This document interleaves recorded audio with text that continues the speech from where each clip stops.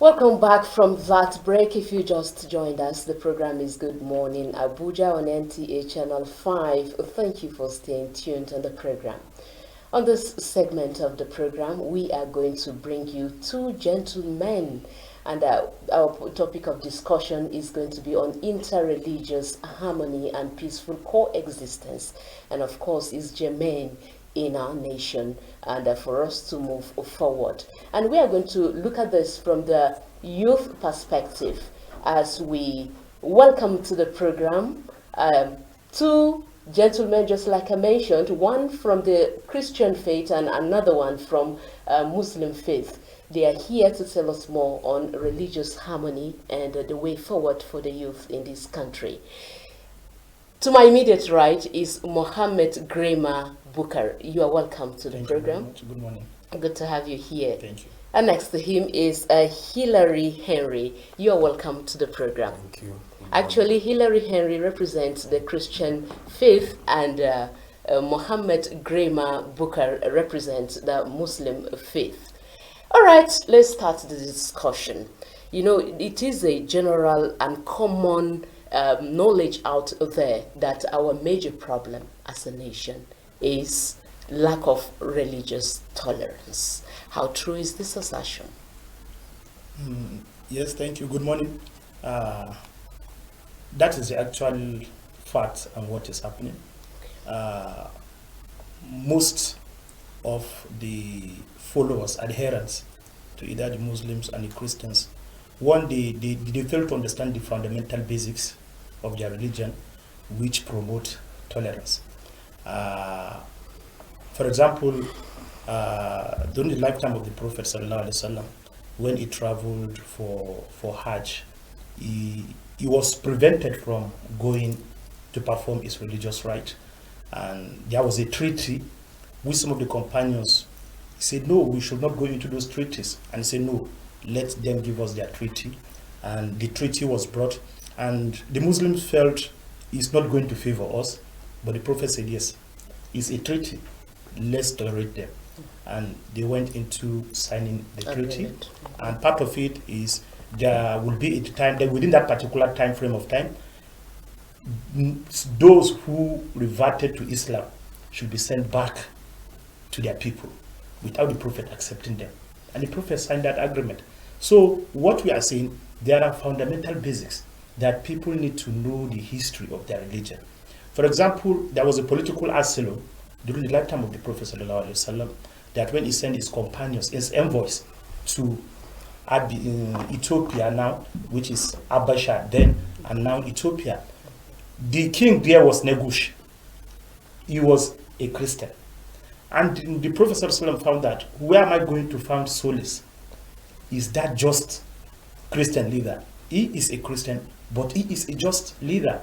And he sent his envoys down to get a political asylum. And that Christian leader accepted them with open hands. So these are things we should be promoting. How can we get what we want within a peaceful atmosphere without raising voice or fingers to one another? So tolerance is very important. It's very important. I will come back to you for follow-up questions on what you just said. Can we hear your input on this? Yeah, the truth of it is that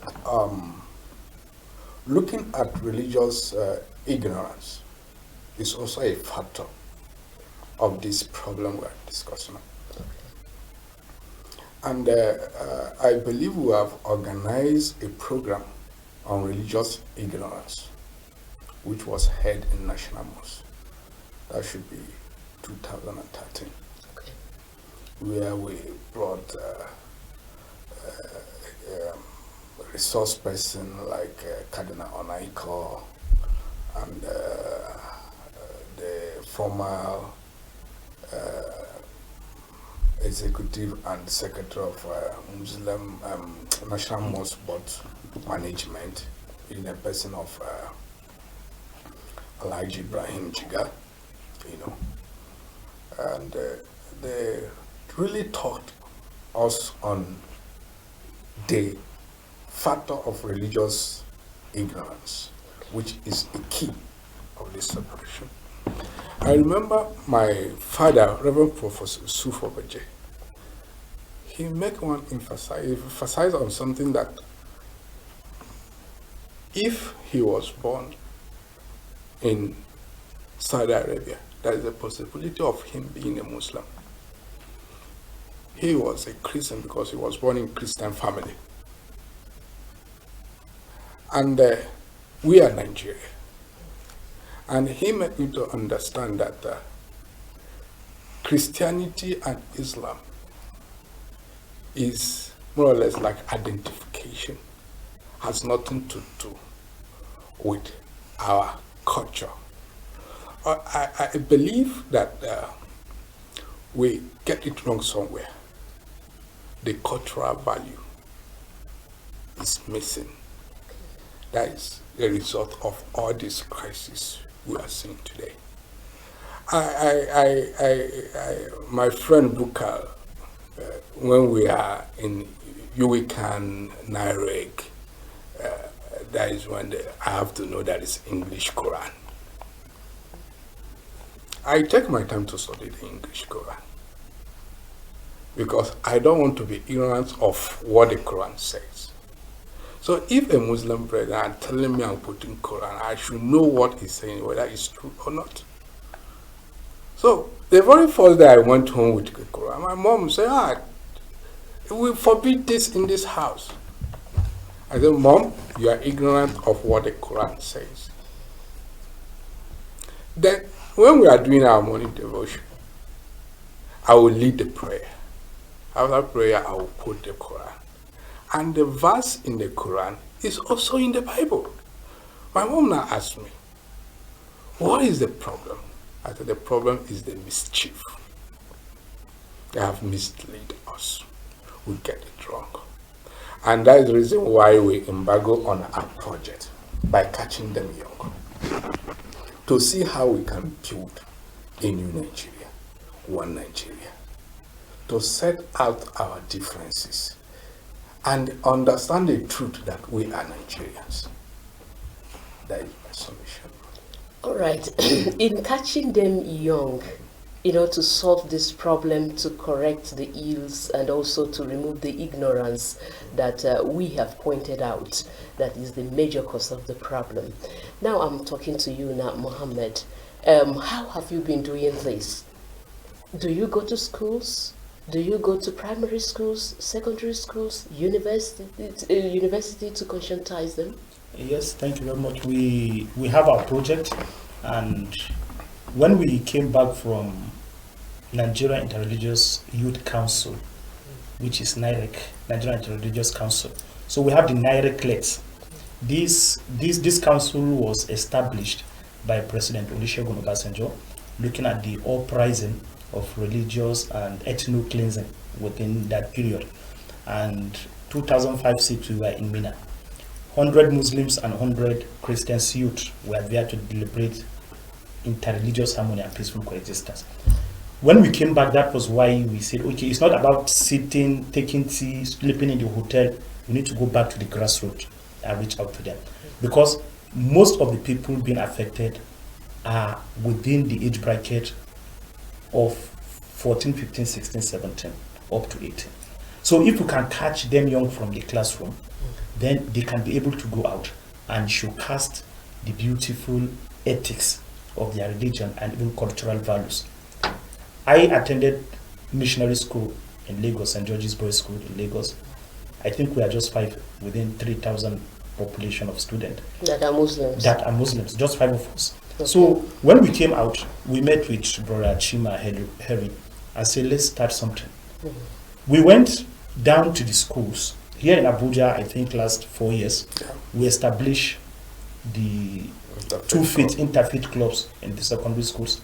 We have, 68 secondary schools then. And all these schools, we have our clubs and society. We have our clubs within these schools. And what did we go there to do is to get the fundamental teachers of these two religions, where we tell the student that this is what you need to do. You need to live in peace, because in the biblical aspect, there is love. love your neighbor, love yourself Sure. as you love yourself. And part of the first 10 commandment, love your neighbor, is part of it. So now, in the Muslim aspect, again, we have the people of Al Zimma, people who we are into peaceful living with them. The Prophet said, when you kill one Al Zimma, you are not going to be with me in the day of judgment. So these are Christians. And the Prophet said, when you kill that person unjustly, you are not going to be part of me in the day of judgment. We're running short of time. I don't know, in few words, what would you tell Nigerian youth out there as regards religious harmony and contributing their quota to development in this nation? My advice to all youth, we need to be dedicated in what we are doing. We need to be serious in what we are doing. We need to have focus. We need to have vision. We should not live a vision less like a visionless Nigerians. We need to know that this is our direction. Let's go towards the direction and build a safer and better Nigeria in the nearest future. All right, Mohammed, just a few words. Okay, thank you. I think what we call on the attention of the youth, he has mentioned they are leaders of tomorrow. Already we are leaders of today. One, we should know we have a role to make our nation great. And there is no successful person on this planet that you found that is a drug addict. That is one.